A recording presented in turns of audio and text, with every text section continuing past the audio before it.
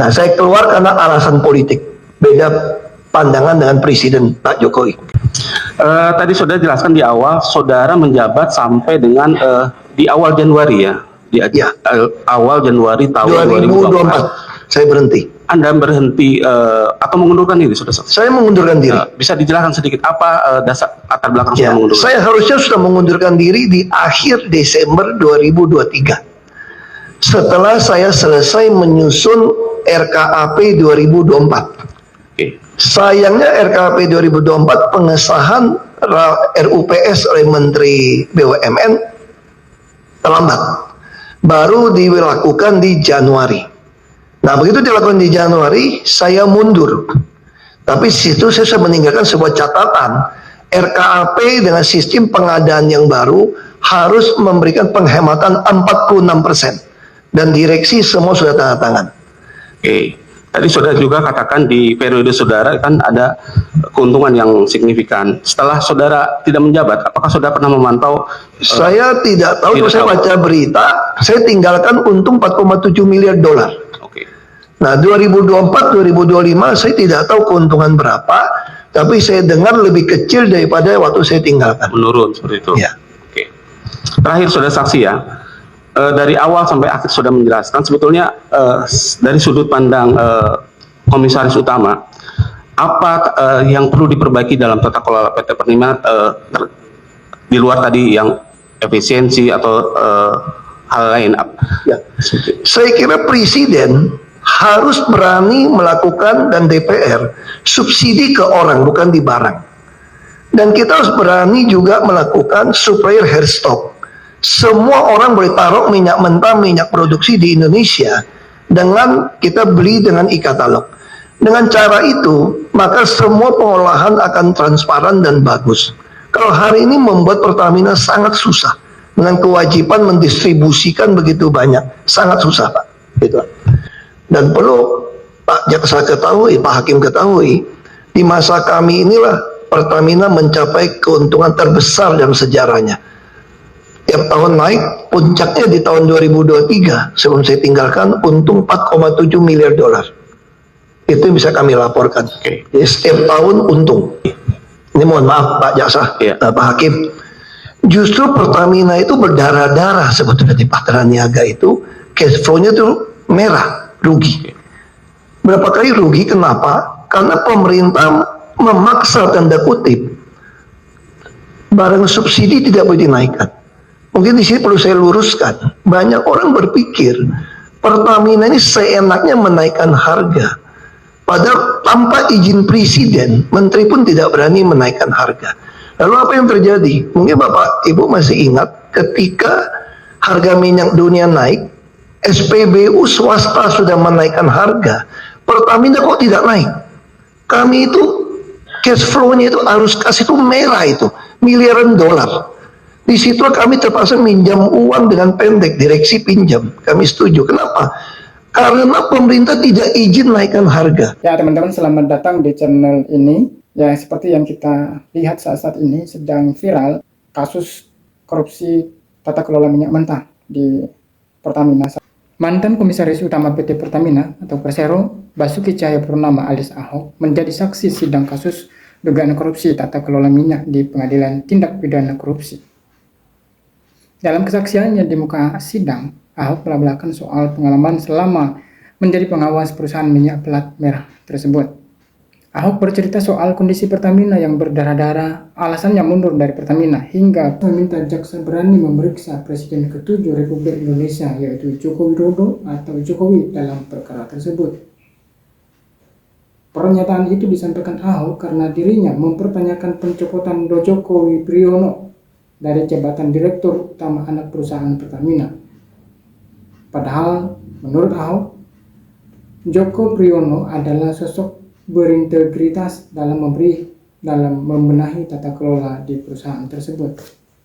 Mulanya jaksa mempertanyakan keterangan Ahok di dalam berita acara pemeriksaan atau BAP yang menyebut dua nama, yakni Joko Priyono dan Maksud Hamid. Keduanya merupakan mantan direksi di anak perusahaan Pertamina. Joko Priyono pernah menjabat Direktur Utama atau Dirut PT Kilang Pertamina Internasional tahun 2021 sampai tahun 2022. Sementara Masud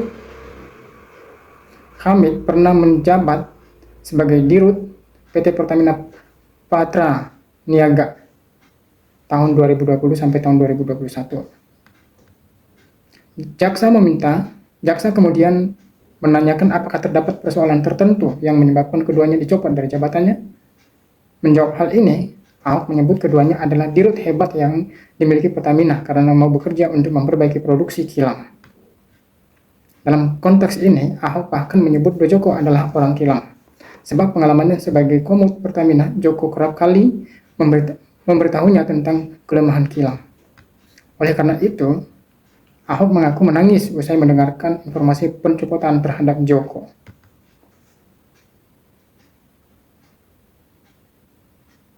Mencopot orang yang bukan meritokrasi. Kenapa orang yang mau melakukan yang saya lakukan dicopot? Ujar Ahok. Ini orang terbaik Pak, Joko itu. Makanya saya tulis dicopot. Makanya saya selalu bilang sama Pak Jaksa, kenapa saya mau laporin ke Jaksa? Periksa tuh sekalian BUMN, periksa tuh Presiden bila perlu. Kenapa orang terbaik dicopot? Imut dia. Ahok juga menyatakan bahwa kondisi Pertamina justru berdarah-darah di bawah kepemimpinannya. Meski Pertamina menguasai pasar migas, pergerakan uang alias cash flow di perusahaan justru tidak terus mendapatkan untung. Ahok mengatakan kondisi kerugian yang dialami Pertamina disebabkan pemerintah meminta agar barang subsidi tidak boleh dinaikkan. Oleh sebab itu, Pertamina kerap meminjam dana untuk menutupi kerugian perusahaan. Disitulah kami terpaksa meminjam uang dengan pendek. Direksi pinjam, kami setuju kan, kata dia. Ahok mengaku sempat melaporkan persoalan tersebut kepada Presiden.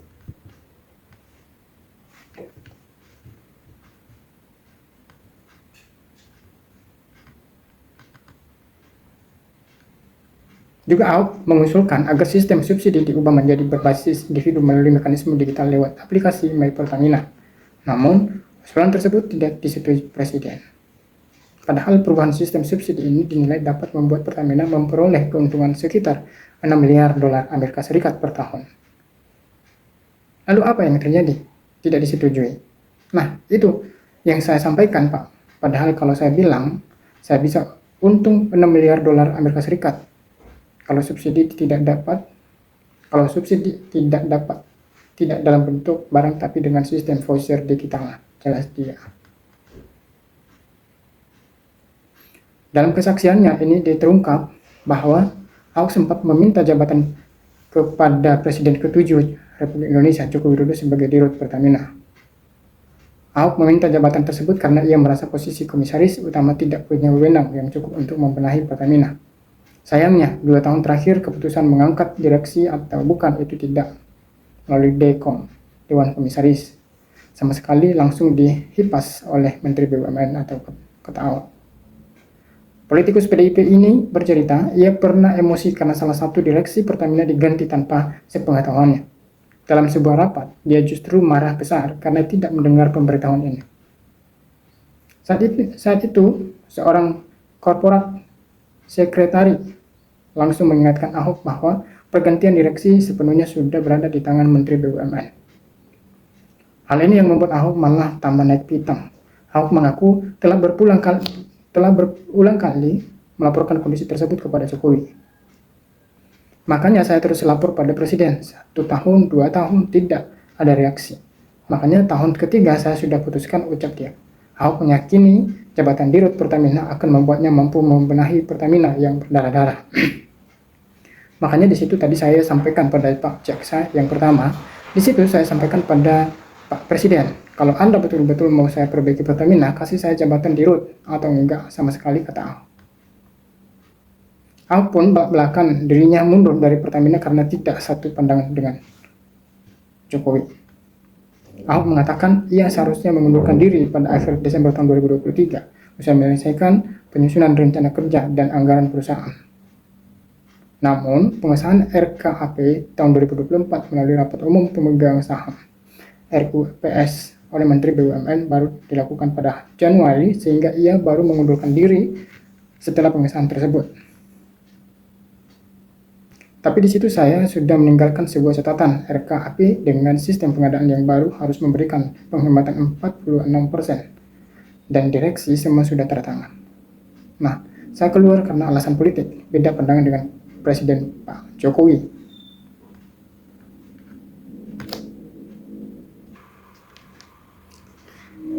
Ya, Ahok juga tidak memungkiri sikap Jokowi yang kerap menolak usulannya turut melandasi keputusannya mundur dari Pertamina. Dan ketiga usulan saya ditolak soal subsidi segala macam, procurement tidak dilakukan, saya nyatakan saya mundur, ujar Ahok. Saya bukan kejar gaji, bukan kejar jabatan, saya kejar legasi untuk memperbaiki Pertamina kok.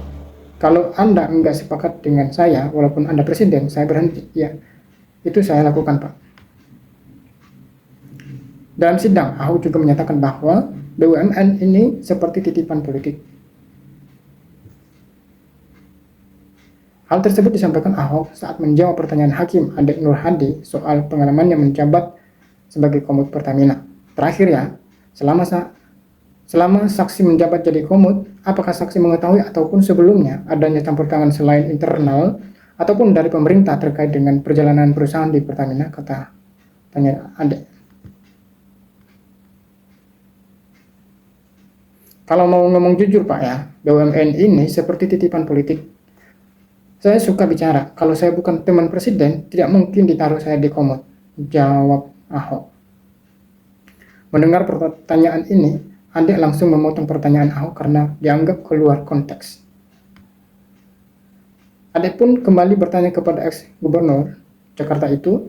Dalam hal ini, Ahok mengatakan bahwa dia kurang bergaul dengan orang-orang migas. Orang tambang, Pak, orang dagang.